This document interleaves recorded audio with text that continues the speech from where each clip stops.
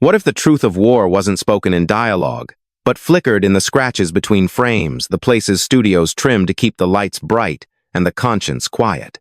In the late-night afterglow of the 1,980 seconds, adventure and action wore easy smiles, yet their shadows kept pointing back to battlefields no one wanted to revisit. Treasure hunters walked into old graves, stadium cheers drowned out the sound of a marching column. An alien drug raid looked like a memorial for ghosts. A brother crossed borders and found a city that forgot its dead. A flag saluted, and then it shook. These are not comfortable stories. These are the 5 films that revealed what Hollywood tried to hide. By the mid-1,980 seconds, America had grown tired of guilt. The war had ended, the medals were polished, and the screens were once again filled with laughter and light. But under the noise of box office adventure and muscle-bound heroes, a quieter confession was playing. Studios turned combat into spectacle, but filmmakers often unconsciously were still haunted by the ghosts of the jungles, deserts, and ruined cities left behind. These movies wore the costume of entertainment: gold hunts, sports dramas, sci-fi shootouts, revenge thrillers. Yet each of them carried a fracture, the sense that something righteous had been traded for something hollow. In their worlds, soldiers became wanderers, missions became excuses, and victory no longer looked like freedom. From Chuck Norris-style mercenaries to forgotten Marines, from buddy comedy explorers to alien policemen, they all carried the same unspoken question: what happens to the men who never stopped fighting, even when the war was over? So tonight, we rewind to a time when Hollywood tried to rearm its conscience with celluloid courage, when even the lightest action film became a coded message about loyalty, loss, and the cost of belief. Let's rewind to the 5 films that crossed the line between entertainment and confession. Film 1, Firewalker, 1986. It begins like a joke, a treasure hunt in Mexico led by 2 loud-mouthed adventurers chasing gold and glory. But Firewalker, starring Chuck Norris and Louis Gossett Jr., is more than a dusty action comedy. Beneath its laughter lies the silence of 2 soldiers who never left the battlefield.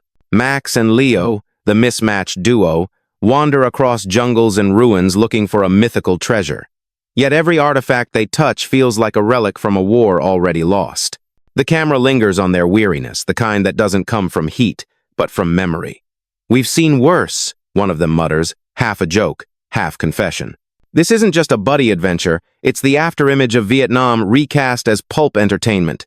Director J. Lee Thompson hides grief behind punchlines, guilt behind explosions.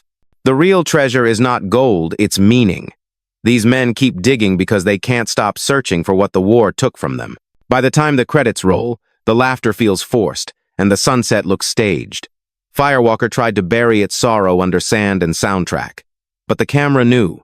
Every step in that desert was a step away from home, and toward the truth Hollywood couldn't name. Film 2, The Last Match, 1990. On the surface, The Last Match looks like a straight-to-video curiosity, part sports movie, part rescue thriller. Yet within its low-budget frames hides a portrait of American arrogance and vengeance disguised as justice. Directed by Fabrizio De Angelis, the film follows an ex-football player whose friend, a professional athlete, is imprisoned in a corrupt Central American regime. When the system refuses to help, the heroes suit up again, not with helmets, but with assault rifles. What begins as a game ends as an invasion. The film's very concept turns entertainment into militarism. The roar of the crowd becomes the thunder of gunfire. "This time," the captain says, "we play for keeps." The line lands like a confession, the inability to separate competition from conquest. Behind its absurd premise lies the fever of the late 1980 seconds, when America's wars shifted from jungles to screens and the athlete became the new soldier of myth. The editing is frantic, the logic questionable. But the metaphor cuts clean. It's a nation trying to score redemption through violence. By the final act, victory feels hollow. The rescue is complete, yet the faces of the men remain empty. The last match is not about winning, it's about proving that losing was never allowed. Film 3, I Come in Peace, 1990. It arrives like science fiction, a cop thriller tangled with alien warfare, but I Come In. Peace is really about something far more human. the addiction to violence that America could never quit. Dolph Lundgren plays Jack Kane, a detective battling both drug lords and an extraterrestrial assassin who harvests human endorphins. The tagline promised chaos. Good cop, bad alien, big trouble. Yet behind the neon and explosions lies a parable about the business of pain. The alien doesn't want power or conquest. It wants chemicals created by fear, the high of survival itself. That's the secret the film never says aloud. War and adrenaline had become America's most profitable exports. The alien is just a reflection of ourselves feeding on chaos, addicted to conflict, using other people's suffering as a currency. The streets are dark, the soundtrack relentless, the violence stylized to numbness. But every shot feels like déjà vu, a cityscape that looks too much like a battlefield, a cop who fights because peace no longer feels real. When Kane delivers the final line, "I come in peace," before pulling the trigger, it lands like irony carved in steel. He's not talking to the alien anymore, he's talking to the part of us that keeps shooting long after the war is done. Film 4. Killing Streets. 1991. In Killing Streets, the war comes home disguised as a rescue mission. Michael Paré plays twin brothers, one a Marine officer stationed in Lebanon, the other a civilian back in the United States. When the soldier disappears, his brother crosses into the war zone to find him. But what he really discovers is how the line between savior and survivor has vanished. Director Stephen Cornwell films Beirut like a fever dream, rubble, smoke, and the constant echo of gunfire. Yet the true conflict unfolds inside the characters. The civilian's journey isn't about saving a brother. It's about facing what the uniform hides. Every handshake, every promise of help, feels rehearsed. "We don't leave our own behind," one Marine says, but the tone carries more guilt than pride. What begins as a simple search becomes a metaphor for America's fractured identity. Two brothers, one body, two consciences. The film's modest production and uneven pacing can't hide its honesty. This was the late 80-seconds generation trying to find redemption in a place that no longer believed in it. By the end, the rescue doesn't matter. What lingers is the silence, a city still burning, a man who realizes his war was never his own. Killing Streets isn't just a title, it's a diagnosis.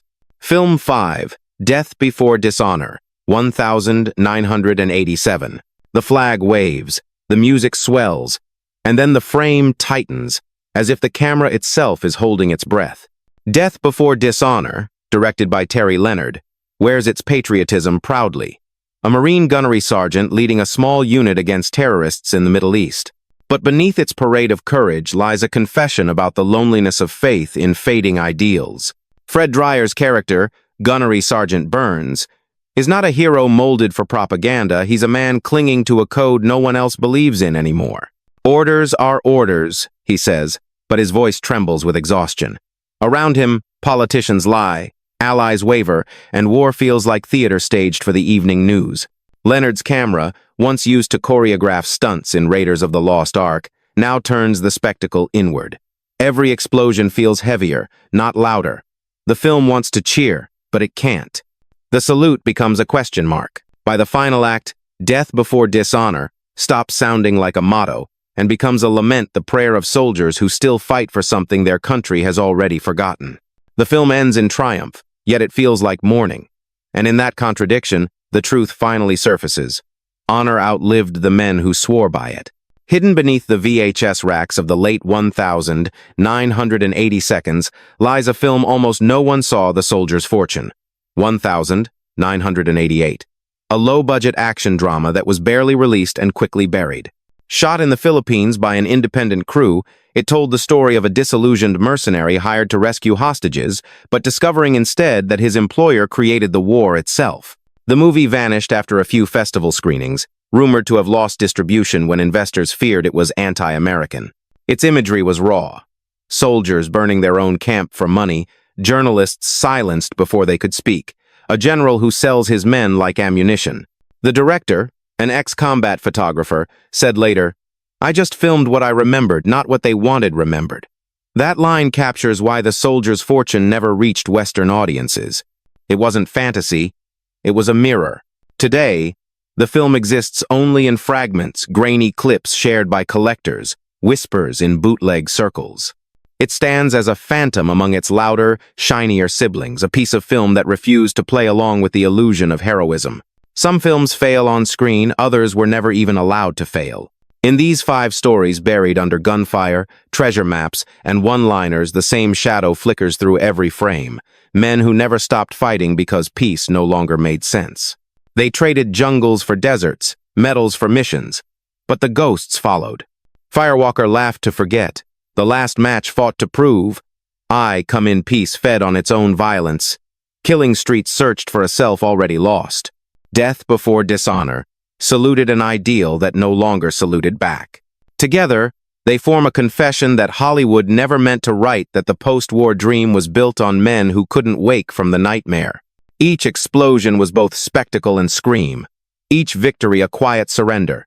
When the reels stop spinning, what remains is not glory but residue celluloid ash, the echo of a gunshot that never belonged to the enemy. And in that silence, we hear the truth these films tried to smuggle through the smoke. The war didn't end. It simply changed its name. The reel fades, but the war still burns somewhere between light and shadow. The next time you watch an old action film, the kind buried in late-night reruns or faded VHS covers, look closer. Listen to the silence between the gunshots. You might hear the confession of an era that didn't know how to heal, only how to fight again under a brighter title. Which of these forgotten soldiers do you think carried the truth the farthest, the treasure hunters, the brothers, or the ones who never came home? Tell us what you see when the smoke clears. Like, share, and subscribe if you believe some battles are too honest to forget.